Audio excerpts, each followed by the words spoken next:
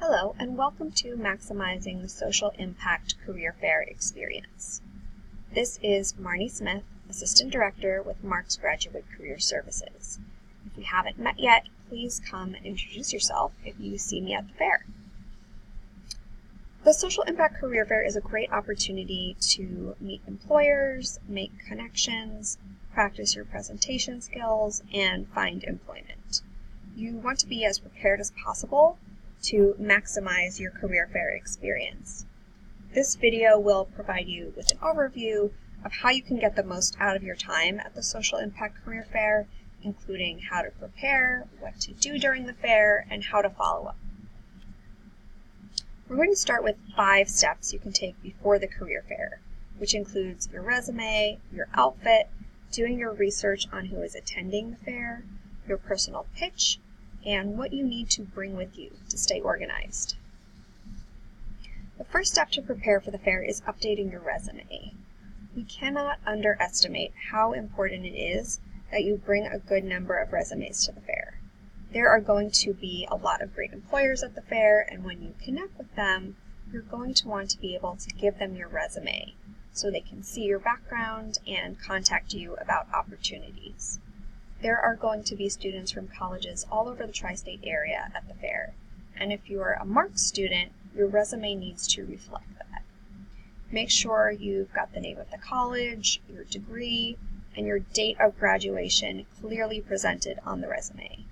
If your resume needs some work, we encourage you to make an appointment with the Career Services office at your school before the fair. You want to dress to impress at the fair, and that means wearing a suit. We encourage you to wear colors like black, navy, and gray, which always look professional. You want to be groomed and put together. Gentlemen, you should be wearing a tie at the fair. Your shoes should be black or brown and well polished.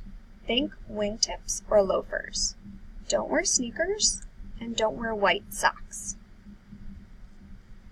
Ladies, our recommendation for you is black, brown, or navy blue pumps with a low heel. We don't want to wear sandals, sneakers, platforms, or any super high heels. If you want to wear jewelry, just make sure it's understated and appropriate. We highly encourage all students to research the employers attending the fair for a few reasons. The first reason, you want to make a good impression. Making a good first impression means being prepared and knowing what the organization does, what services, products, and programs they offer, and what problem they're trying to solve. You want to make sure they know you've done your homework and that you are someone they want to hire. And the second reason is time management. The fair is going to be busy, and you'll want to visit the employers you're most interested in first. So you want to make a list of all the employers you're targeting and find their tables first. Speaking of making a good impression, you definitely want to practice introducing yourself. If you've ever heard of a personal pitch, that's what you're going to be giving at the career fair to employers. Essentially, you want to explain who you are, including your name and where you go to school, what you're interested in, as well as the skills you have that will be relevant to the employer. You also want to make sure you smile, have a firm handshake, and make good eye contact. The final step of preparation we're going to talk about is staying organized and what you're bringing with you to help you keep it all together. We already talked about bringing resumes. You will want to bring them in a folder or a portfolio as opposed to loose in your bag. And speaking of the bag you're bringing, if you have a briefcase, bring that briefcase. If you have a shoulder bag, that's fine too. Generally, you don't want to bring a backpack unless it's a very professional looking backpack. You also want to bring a notebook and a pen so you can take notes. It's a very good idea to jot down what you talked about with each employer so you can reference it in your follow-up. And if you have business cards, definitely bring your business cards.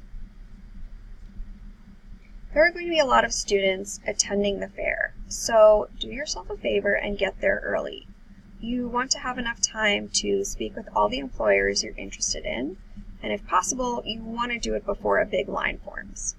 You'll introduce yourself with the personal pitch you prepared, and you'll ask smart questions.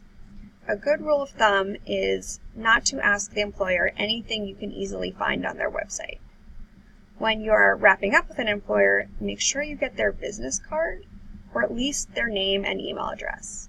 And of course, you will always thank them for speaking with you and for their time. After the fair, you want to take your business cards, you want to email those employers, follow up with them, and connect with them on LinkedIn. Some employers may tell you to apply to opportunities online, and if that's what they ask you to do, that's what you'll do. Also, we encourage you to take some time and reflect on what worked for you at the fair and what didn't. If you realize that your personal pitch needs improvement, that's something you can work on before the next fair. If you haven't registered for the career fair yet, you will find the URL to register in the YouTube video description. Thanks for watching, and we look forward to seeing you at the fair.